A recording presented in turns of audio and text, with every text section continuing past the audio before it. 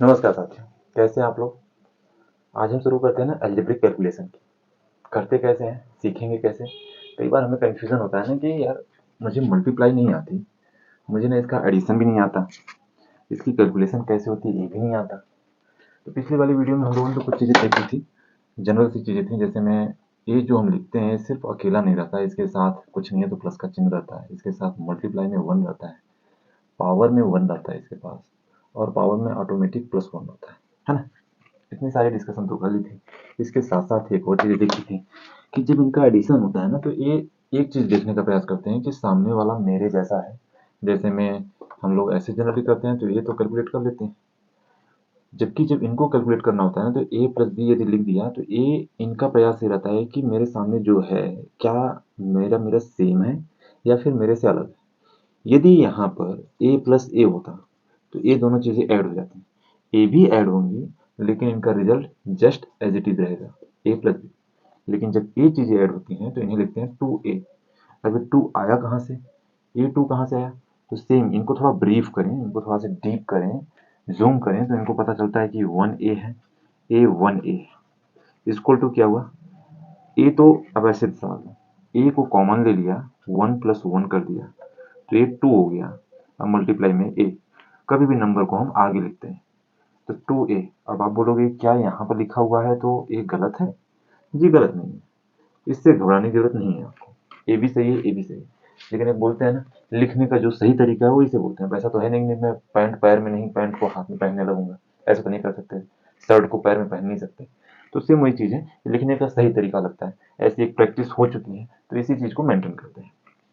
ठीक है, यहाँ तक तो हमें ये चीज़ें समझ में आ गई। सेम यही चीज़ें घटाने में भी होता है। घटाने में भी हम ये देखने का प्रयास करते हैं जिससे चीज़ें घटाई जा रही हैं क्या दोनों अंक सेम हैं, दोनों अंक बोल रहा हूँ, दोनों ये जो चीज़ें हैं ये सेम हैं या फिर अलग अलग है। यदि अलग अलग हैं तो इनका result just as it is रहेगा, ए माइनस बी। ठीक है, लेकिन यदि ऐसे लिख दिया ए माइनस ए तो सेम वही प्रैक्टिस फॉलो करेंगे हम। वहाँ यहाँ पर वन ए माइनस वन ए है, ए को कॉमन ले लिया, वन माइनस वन कर दिया, A multiply by zero equal to zero. लेकिन मालूम है धीरे धीरे धीरे धीरे जब आप प्रैक्टिस करते जाएंगे ना तो ये चीजें जो छिपी हुई दिख रही हैं आपको, खास करके ए, तो ये चीजें आप देख पाओगे, समझ रहे हो। आपके दिमाग में ऑलरेडी सेट हो जाएगा कि हाँ, जैसे मैंने लिख दिया कि टू ए माइनस ए, तो आपके दिमाग में तुरंत सेट रहेगा ये चीजें प्रैक्टिस से, क्या कि यहाँ पर जो है ना वन है तो दो में से वन गया, वन मल्टीप्लाई बाई ए अर्थात ए। मैं बार बार मल्टीप्लाई लिख रहा हूँ, ये चीजें समझ में आ रही है आपको। इसको थोड़ा डीप कर लेते हैं तो अच्छा रहेगा, इसको थोड़ा सा डीप कर लें। जैसे मैंने बोला ना कि two A plus three a plus a plus कुछ भी लिख दें फाइव है। अब इन सभी को एक एक करके जूम करने का प्रयास करें तो इन्हें ये लिखा हुआ है टू मल्टीप्लाई ए, ये लिखा है थ्री मल्टीप्लाई ए, ये लिखा है वन मल्टीप्लाई ए, ये लिखा है फाइव मल्टीप्लाई ए। बस इनमें जो छिपा रहता है वो मल्टीप्लाई छिपा रहता है। यदि हम इसको हम शॉर्ट भाषा में लिखें तो कैसे लिखेंगे, two a, three a, five. अब आप समझ पा रहे हो, ये जो रहता है छिपा रहता है मल्टीप्लाई।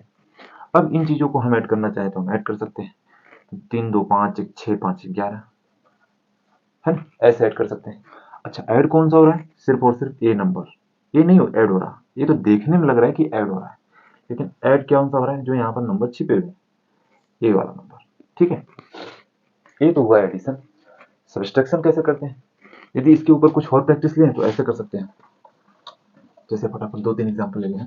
जैसे मैंने लिख दिया A plus two A plus three B plus four A, इनको लिख दिया। अच्छा इसको कैलकुलेट कर लें तो देखिए जितने सेम सेम है ए वाले उनको एक तरफ कर लीजिए, ए प्लस टू ए प्लस फोर ए प्लस थ्री बी, इन दोनों को लिख लिया, फिर इनको एक तरफ लिख लिया, मतलब सारे ए वाले एक तरफ हो गए, और बी वाला जो था उसे एक तरफ कर दिया। ठीक है, सेम वही चीज़ यहाँ पर एक छिपा हुआ है तो वन, दो एक तीन, तीन चार तीन सात ए।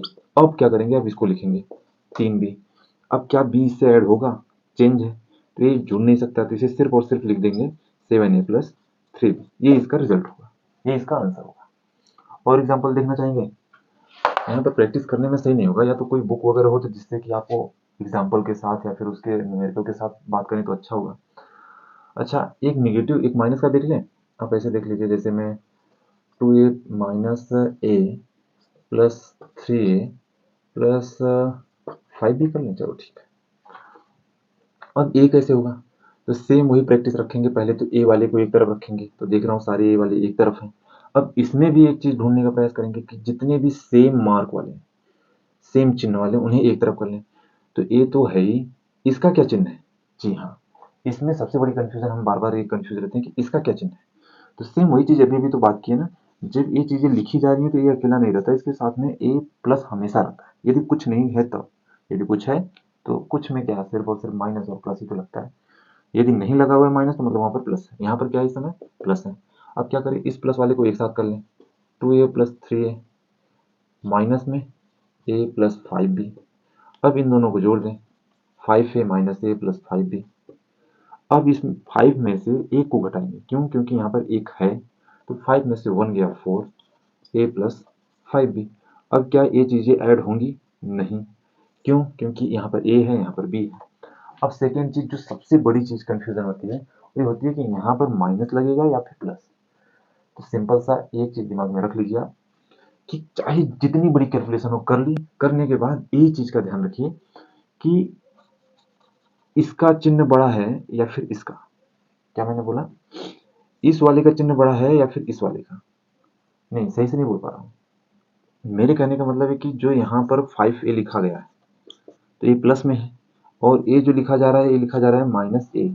तो ए जो माइनस है ना, वो किसका चिन्ह है, वो ए का है, और ये 5a का चिन्ह क्या है, प्लस है। तो एक बात बताइए आप, 5 बड़ा है किसके अपेक्षा, ए के अपेक्षा, क्योंकि ए अकेला है, 1a है।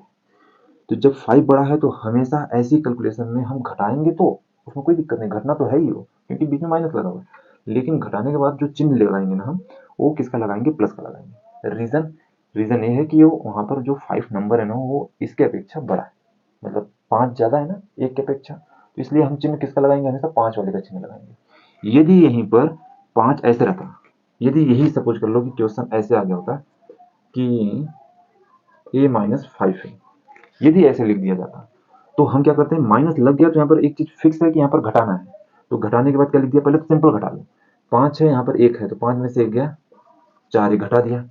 अब चिन्ह किसका लगेगा, तो सिंपल से सिर्फ मुझे इतना ध्यान देना है कि इसका चिन्ह क्या है, इसका चिन्ह क्या है, माइनस है, इसका चिन्ह क्या है, प्लस है।